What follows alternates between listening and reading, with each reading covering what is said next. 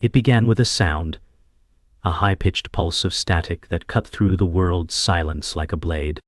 Radios, phones, satellites, all at once, hissed and screeched with a frequency no human technology could decode.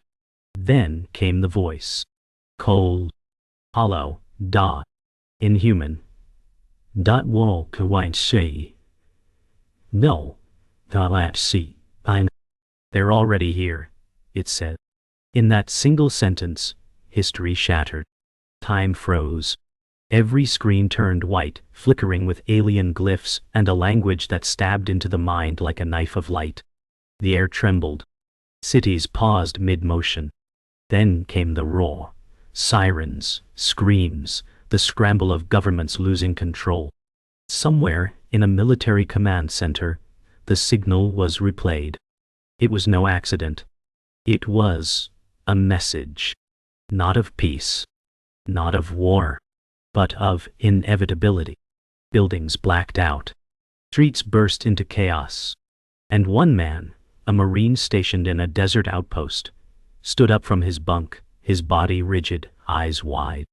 He heard the voice not through speakers, but inside his mind. "We've been waiting for you," it repeated, pulsing through his skull like a second heartbeat. He clenched his fists as the world around him shook. His past sins, long buried, surged forward. This wasn't the beginning of the end. It was the end of ignorance. Humanity was no longer alone, and had never truly been. The Marine felt the voice coil through his skull, each word vibrating in his bones as if the air itself had become an instrument. "You are the first." The desert seemed to hold its breath, grains of sand hanging weightless in the blazing heat. Soldiers stumbled from tents, scanning the horizon with rifles trembling in their grip, unsure of what they were even looking for. Sirens wailed, only to choke and die mid-blare, leaving a silence so complete it felt like a physical weight pressing on the chest. The sun's light, once familiar, now seemed too sharp, too deliberate, as if it had been replaced by an imitation. On the far horizon, a thin black silhouette hovered against the pale sky, pulsing faintly in time with his own heartbeat. Memories of a battlefield long past surged forward, faces half remembered, the smell of smoke, the moment he made a choice he had tried to bury. "You survived when you should not have." His fists clenched, the tendons in his arms taut, his breath slow but heavy. He stepped forward, boots grinding against shifting sand as the ground quivered under him. A bead of sweat traced a burning path down his temple. "Show yourself," he rasped, his voice raw. The black shape shimmered for a fraction of a second, then dissolved into nothing as though it had never been. The voice remained, colder now, its weight sinking deeper into him. "We have found you." New York froze as towering billboards erupted into cyan glyphs, pulsing in time with every heartbeat. Cars stalled in the streets, drivers staring upward. A deep vibration rippled through skyscrapers, rattling glass without sound. Helicopters fought to stay level, radios dead. In Times Square, tourists dropped their phones as screens blazed. Some wept, others sank to their knees, as the symbols twisted into a face so alien it felt carved into their minds. Its eyes locked onto the crowd before vanishing into static. Silence fell heavy, broken only by a whisper from every device. "He is awake." The Marine entered the command tent, tension humming in the air. Red-lit maps tracked dozens of unidentified signals closing on Earth. Operators typed furiously, the general barking, "Lock every perimeter, nothing in or out." The main screen spasmed, spilling alien glyphs like glowing veins. The voice pressed against the skin. "You cannot stop us." Lights burst overhead, sparks raining down.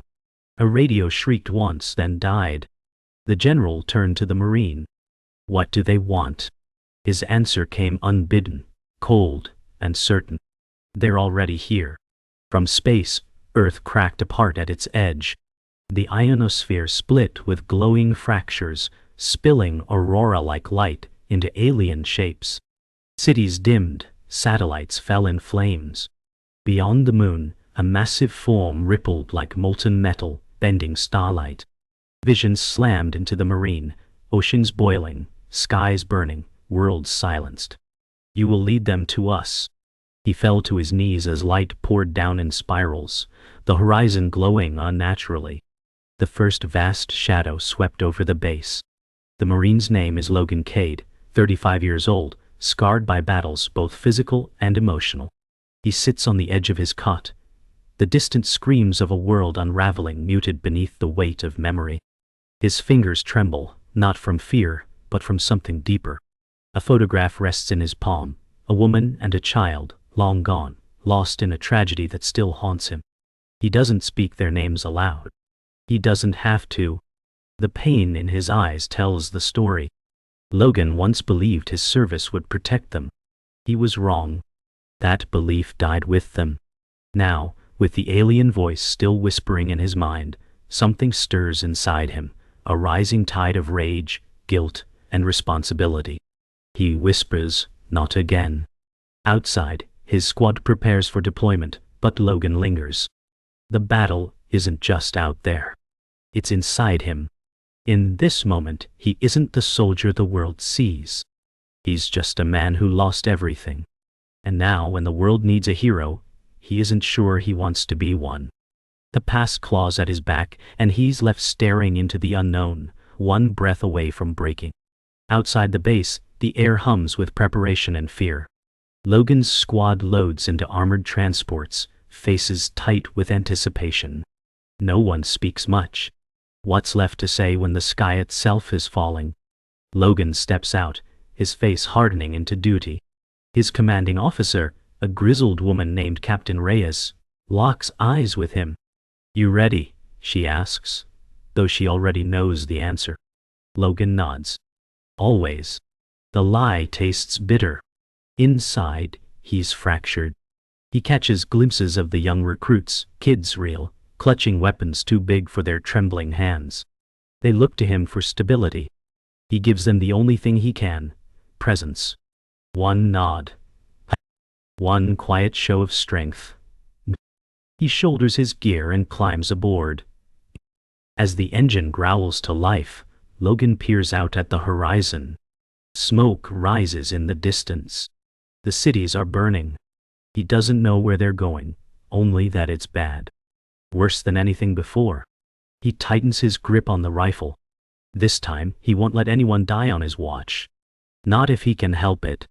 Inside the rumbling transport, silence dominates. Logan sits across from a young Marine, Private Alvarez, barely 20. She clutches a necklace, whispering what sounds like a prayer. Logan watches her, something softening in his features. "First drop?" he asks. She nods, wide-eyed. "You?" He almost smiles. Too many. A brief moment of humanity flickers between them before the silence returns. The vehicle jolts as it crosses broken terrain. Outside, the world is changing, forests withering, skies streaked with unnatural colors. Something is poisoning Earth. One of the screens flickers with intercepted alien signals, still undeciphered. Alvarez leans in. "What do you think they want?" Logan doesn't answer. Because he knows. Not from intel, but from instinct. They want control. Not of land. Not of power. But of truth. He leans back, eyes narrowing. "They want us to surrender our reality." The others exchange nervous glances. And just like that, fear creeps back in. Logan doesn't notice. He's lost in thought, replaying a memory that's just now starting to feel wrong. The convoy halts abruptly. Outside, the terrain looks familiar, too familiar. Logan steps out and feels the air tighten in his chest. This was once a refugee outpost, one he helped evacuate years ago. Now, it's a graveyard. Buildings leveled. Soil scorched black. Logan walks forward slowly, boots crunching on ash. His breath catches. In the rubble, he finds a small wooden toy, a plane, charred, but intact. He kneels. He remembers. This is where his wife and daughter were last seen. This can't be a coincidence, he mutters. Captain Reyes approaches, reading his expression. You knew this place? Logan nods. She doesn't press. She doesn't need to. Logan closes his eyes, hand gripping the toy. The alien signal still hums faintly in his head. He's starting to see patterns. He's starting to feel pulled. Like they're not just invading Earth. They're drawing him in. On purpose. And for the first time, he realizes the war is personal. That night, the squad camps in silence. No fires. No lights. Just darkness, punctuated by the occasional alien shimmer far on the horizon. Logan lies awake, staring at the sky. The stars look wrong, misaligned. Or maybe he's just unraveling. He closes his eyes, but the whisper returns. You were never meant to hide. Logan shoots upright, heart pounding. He's alone, yet the voice feels close. He rises, walks away from camp, drawn toward a nearby ridge. At the top he sees it, a strange formation etched into the sand, glowing faintly. Alien. Deliberate. At its center, a symbol he remembers from his daughter's drawings. His blood runs cold. He falls to his knees. How could she have known? Unless she'd seen it before. Unless someone showed her. What is this? He whispers. But there's no answer. Just the wind. And that same thought hammering through his mind. This isn't just an invasion. It's a message. And it's for me. The team is deployed deep into the exclusion zone. Once a thriving coastal city, now reduced to twisted metal and scorched earth. As they advance through the wreckage, Logan's ears ring, not from the silence, but from the signals still clawing at his thoughts. Debris groans beneath their boots, and the squad moves in formation. But Logan is disconnected. Something in the city pulls at him. In the distance, a massive alien construct pierces the skyline like a god's needle. Its surface pulses with light that defies logic. Reyes radios command, but there's no reply. We're alone, she mutters. Then an explosion, nearby. The team rushes in, only to find a bunker door half buried under rubble. Logan forces it open. Inside, rows of dead soldiers, burned where they stood. But the bodies aren't just charred. They've been altered, bones twisted, organs rearranged. This wasn't an attack, Logan whispers. This was testing. Someone, or something, was experimenting here. And the victims were human. Logan's blood runs cold. There's a deeper horror unfolding, and they've just scratched the surface. In the bunker's flickering emergency light, Logan finds an old datapad lodged under a desk. Its encrypted files contain footage, military scientists testing alien tech. One video shows human test subjects screaming as energy ripples through them. This is government clearance, Reyes says grimly. Logan stares at the footage, recognizing the insignia of a covert division he thought was disbanded. Project Sunder, he mutters. It was a black site initiative, long buried by the military. He'd heard rumors, but nothing like this. Suddenly, one of the corpses gasps, a death twitch. The team jumps back. Logan kneels beside the body, seeing alien tendrils rooted beneath the skin. This wasn't just torture, it was integration. The aliens weren't destroying humanity. They were modifying it. They're not invaders, Logan realizes. They're collaborators, and some of them are human. The horror deepens. If this was part of a sanctioned operation, then Earth's greatest enemy might not be alien at all. It might be their own government.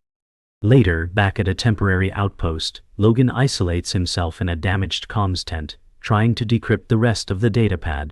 He's joined by Sergeant Kincaid, his longtime comrade. You okay? Kincaid asks. Logan shakes his head. This goes deeper than anyone knows. Kincaid sits down, gaze heavy. There's something I didn't tell you. Logan stiffens. Say it. Kincaid lowers his voice. We've been tracking you. Not for recon surveillance. High Command flagged your files 6 months ago. Your family, your daughter. They think it's genetic. Logan's heart drops. What? Kincaid continues. They believe your bloodline connects to the signal. That's why they kept you active, waiting for the trigger. Logan shoves back his chair. Rage fills his chest. You knew this?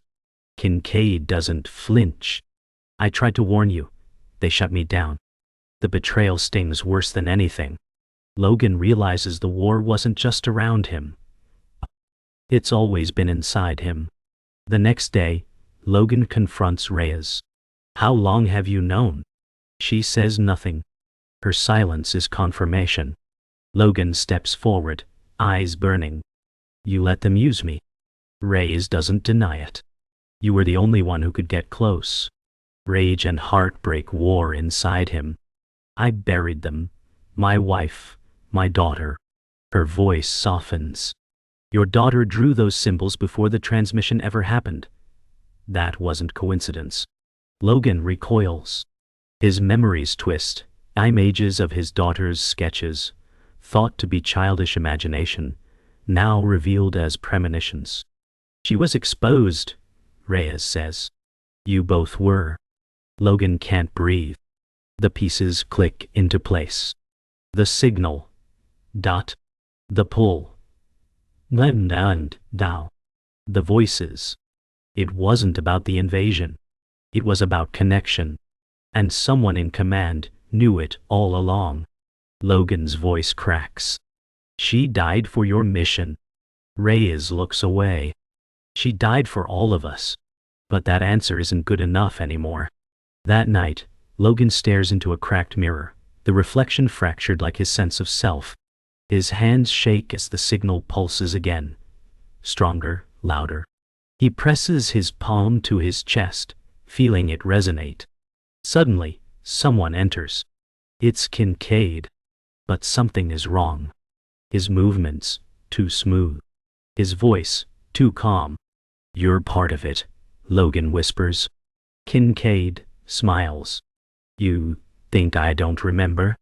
His eyes shimmer with alien light. He lunges.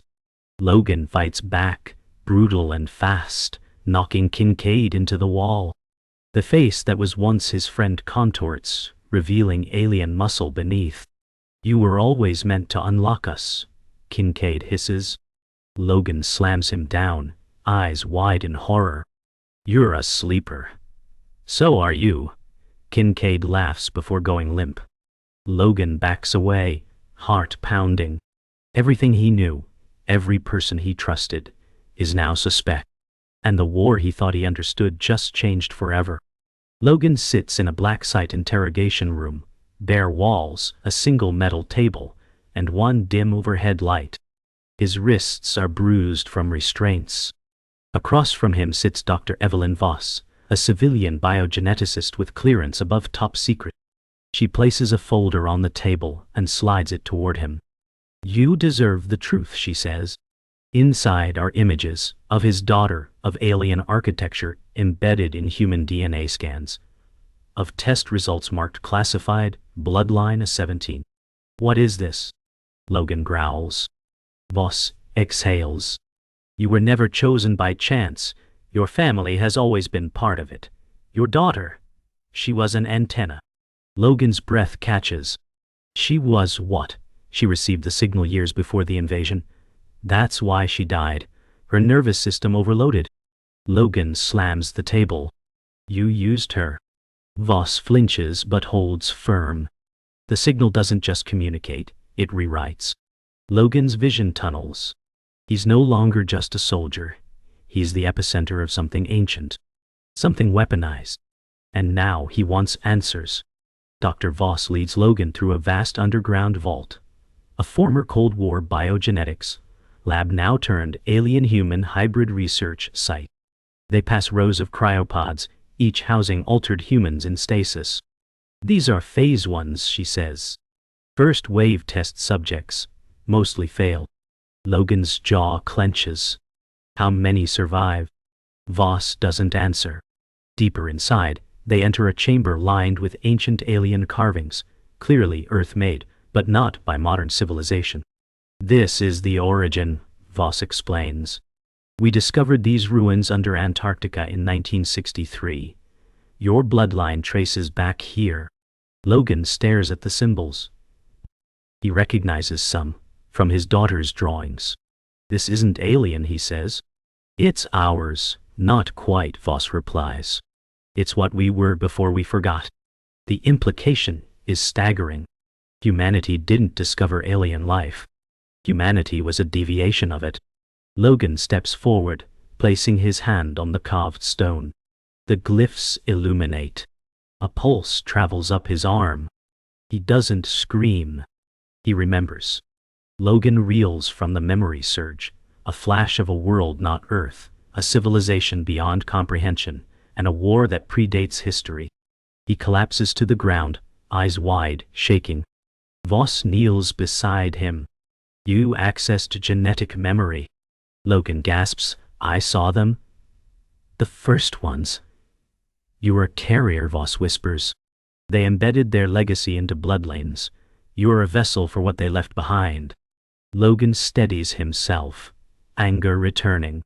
So that's what this was. Not invasion. Resurrection? A signal to wake the buried, Voss confirms. And you're the beacon. Logan stares into the glowing wall. He now knows that the aliens weren't outsiders, they were remnants. And humanity wasn't the target. It was the chrysalis. What happens now? He asks. Voss looks away. Now, others will come looking for you. Logan stands. Then I'll be ready. Something inside him has changed. This isn't just about fighting back. It's about becoming what he was meant to be. As Logan returns to the surface, he finds Reyes waiting by a VTOL dropship, flanked by armed guards. Her eyes narrow. Did she tell you everything? Logan steps forward. Not everything, but enough. She sighs. Then you know why we can't let you leave. The soldiers raise their weapons. Logan closes his eyes, listens. Deep in his veins, the signal pulses louder. He opens them. Try me. The guards hesitate as the air around Logan seems to shimmer. The glyphs from the ruins faintly glow on his skin. He doesn't attack, but the earth itself responds. The ground quakes slightly. Metal groans. One by one the soldiers lower their weapons. He's resonating, one whispers. Reyes lowers her gun last. You're not human anymore, she says. Logan steps into the ship. Maybe I never was. The ramp closes behind him. He's no longer just a man. He's a weapon born of forgotten stars, and now awakened. High above the earth, inside the VTOL's pressurized cabin, Logan stares down through the viewport. The world below is unraveling. Alien storms crack the atmosphere. Strange growths spread across the land. Dr. Voss sits across from him, silent. What's coming next? Logan asks. Something older, she replies. The signal was only the key. Now the gate opens. Logan nods. Then we close it. She studies him. You don't understand. The gate is inside you. Logan doesn't flinch. Then, I'll hold the line. A new light flickers across his veins, metallic, ancient, steady. As the ship crests the horizon, Earth's curve reveals alien structures blooming across continents. Logan grips his seat. His destiny isn't survival. It's transformation. Behind his eyes, something stirs. Not rage. Not fear. Purpose. And for the first time, the voice in his head is his own. I'm not their weapon, he says softly. I'm their reckoning. The dropship lands in a shattered metropolis, ground zero for the alien incursion. Buildings lie in ruins, split by roots of living alien metal stretching across the horizon. Logan steps onto scorched pavement, boots crunching ash. This city was once his home. Now it's a battlefield. He moves through the skeletons of skyscrapers, memories haunting every corner. His old apartment tower is a collapsed ruin. A child's tricycle, half melted, lies abandoned beside it. They burned everything, he murmurs. Dr. Voss follows closely. This is where it will happen. The pulse started here. Logan crouches, placing a hand on the ground. He feels it, deep beneath the surface, a beating heart, not organic, but technological. They buried it under us, he says. Voss nods, waiting for a key. He looks up, jaw clenched. And I'm the damn key. His squad fans out. The battle is coming.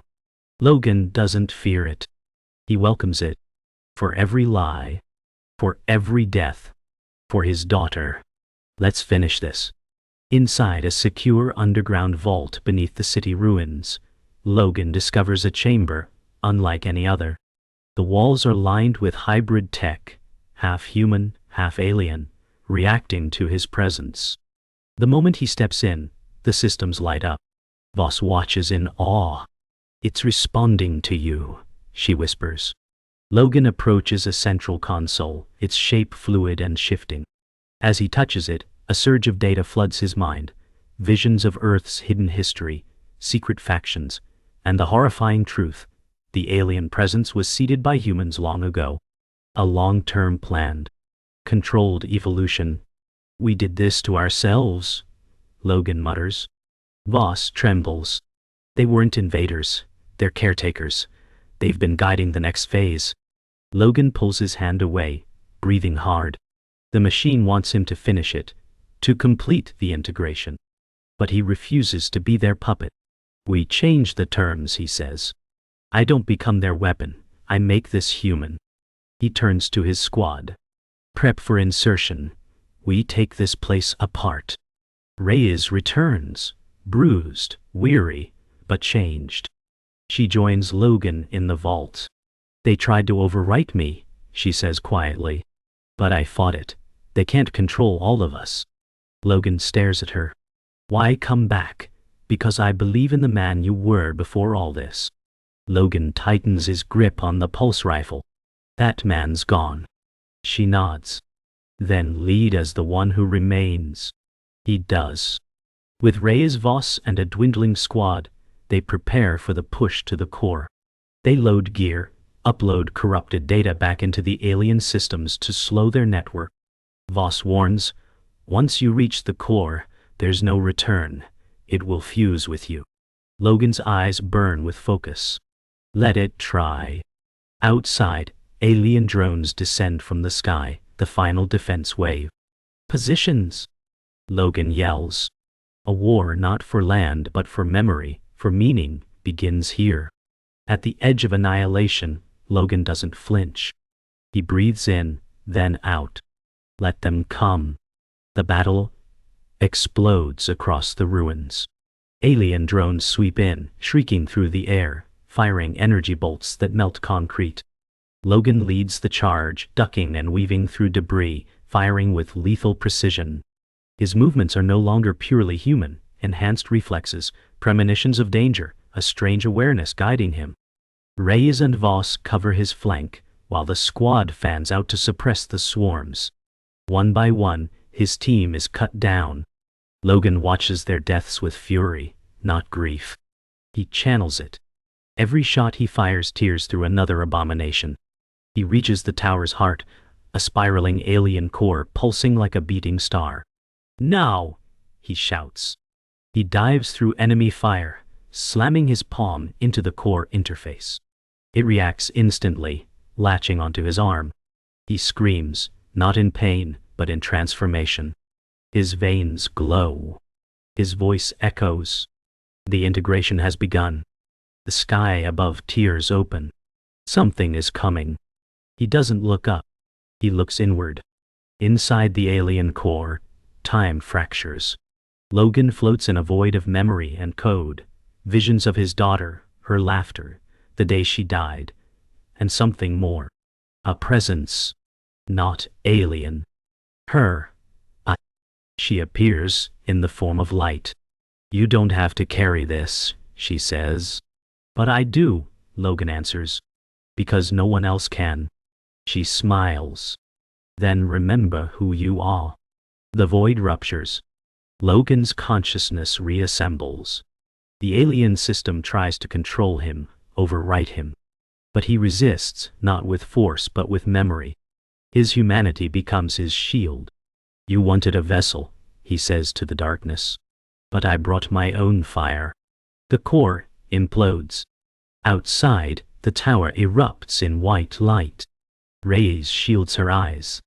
Voss falls to her knees. When the light fades, Logan stands in the wreckage, changed but intact. Not a machine. Not an alien. Something new. We're not your future, he says aloud. We're our own. Silence follows the destruction of the alien core. Logan emerges, breath steaming in the cold, his body glowing faintly with residual energy. The city is burning, skies torn open, streaks of crimson stormlight boiling above. Reyes approaches, bloodied but standing. Is it over? She asks. Logan shakes his head. It's never been about the core. Above them, the sky splits. Something massive descends, not a ship, but a presence.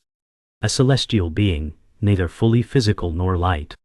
The architect, Voss whispers. The one that seeded Earth. The entity hovers above the ruins. Time slows. Gravity bends. Logan hears it in his mind. You are ready. He steps forward. I make my own path. The architect offers unity, offering transcendence. A final evolution. Logan's squad watches in awe. Voss pleads, if you go with it, we lose you. Logan clenches his jaw. The choice isn't life or death, it's identity or oblivion. And the weight of humanity rests in his next breath. The architect speaks not in words, but in memory. Flashes of ancient civilizations, the rise and fall of worlds, Logan's bloodline stretching across millennia. You are the bridge, it echoes within him. Logan sees everything, what humanity could become, what it's already lost. He sees wars fought in silence, generations altered to fit a design they never chose. The pain of it crushes him, but he endures. The architect offers Logan a place in the cosmic weave, a role beyond the flesh. To accept means becoming something else, something no longer human. Logan falls to his knees, shaking. You want to fix us, he says, but we're not broken.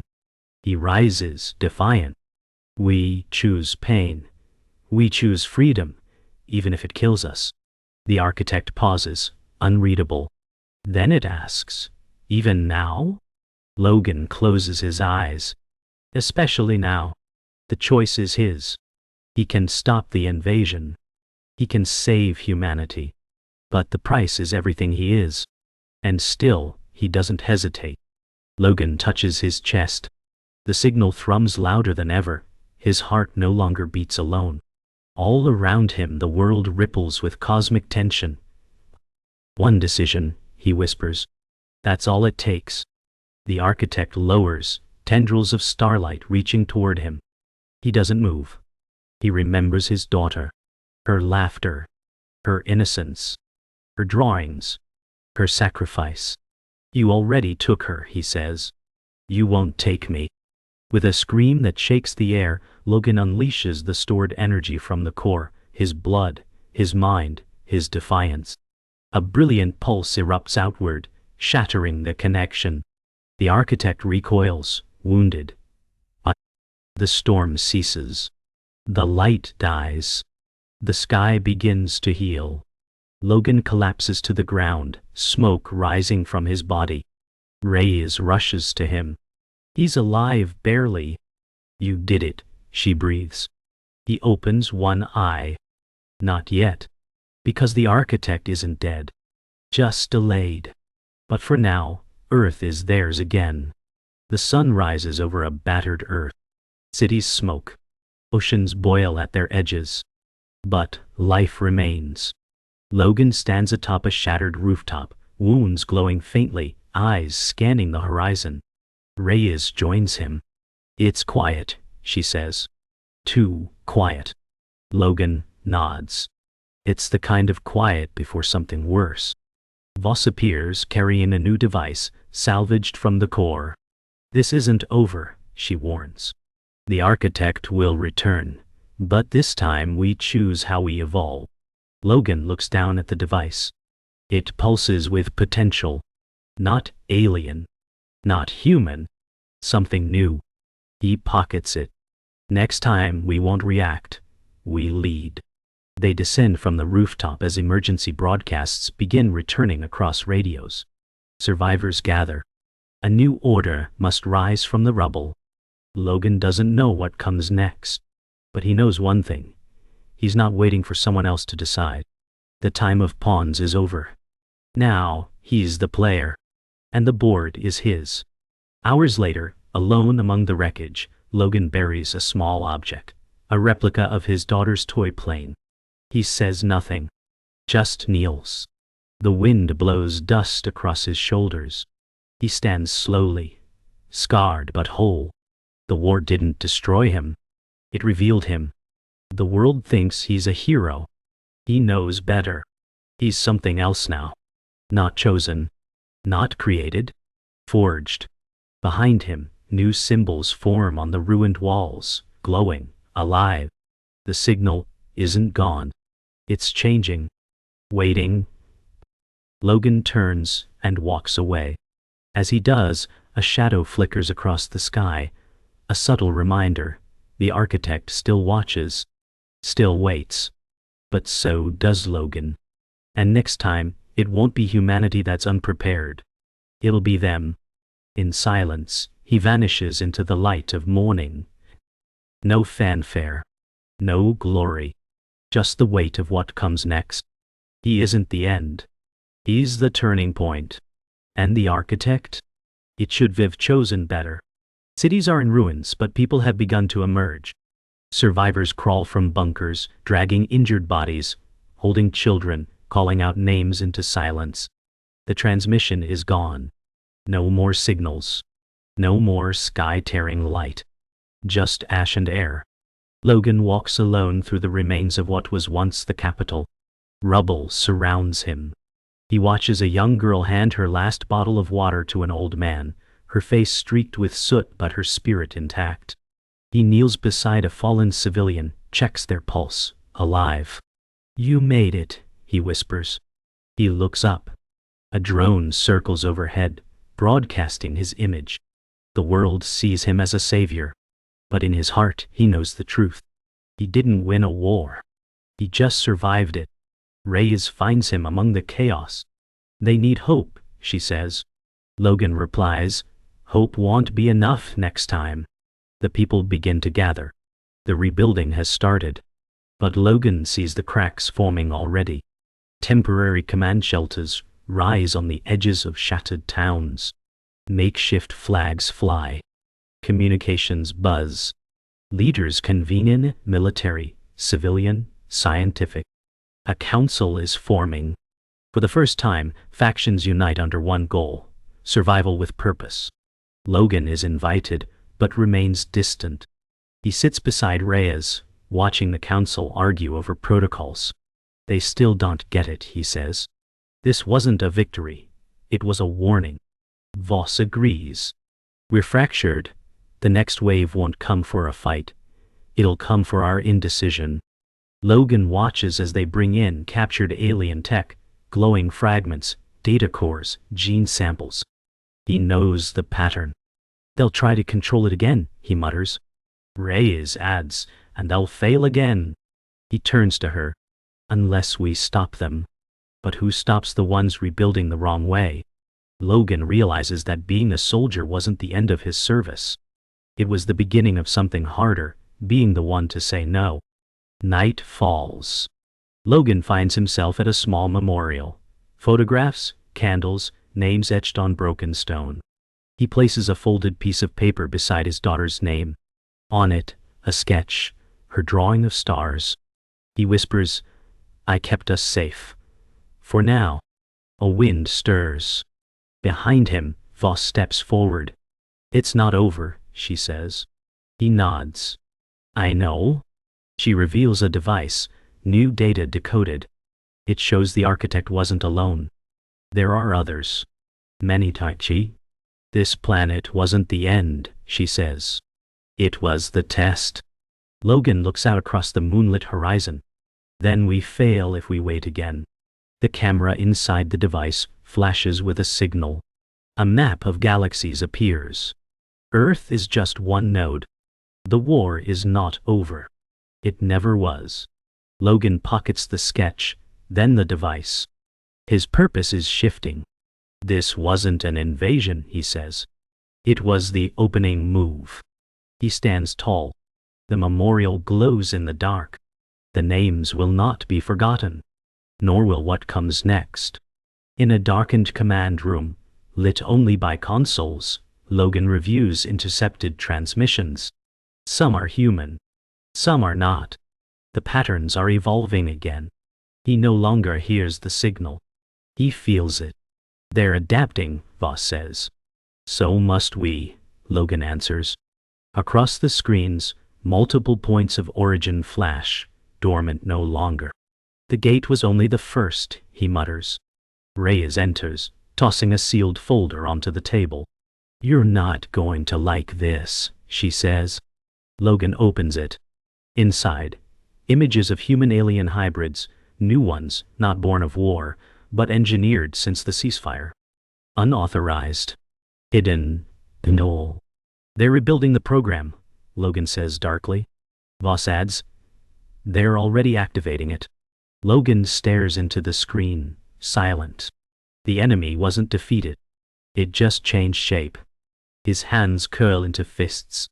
Then neither are we. This is not peace. It's a fragile truce built on a lie. And Logan Cade knows exactly what has to be done next. Dawn breaks. Logan walks alone along a cracked road stretching into the horizon. His gear is minimal. No armor. Just resolve. The world behind him stirs, rebuilding. But in his heart he knows peace is temporary. A storm brews in space. He whispers, the truth has a price. His voice is calm. A distant rumble in the sky draws his gaze. Clouds part, revealing strange movement beyond Earth's atmosphere. Faint. Gachwa. Hidden. Waiting. He doesn't run. He walks toward it. In his chest, the signal is quiet. Not gone. Just watching. The architect may have failed, but the game isn't over. Logan Cade isn't a hero. He's a consequence. And as the camera pulls back, the world below teeters between rebirth and relapse. One man walks a line across that divide. This isn't over, he says. It never was. His figure disappears into the heat haze of the horizon. And the final frame flickers, not with a name but a symbol. The architect's return is inevitable. So is Logan.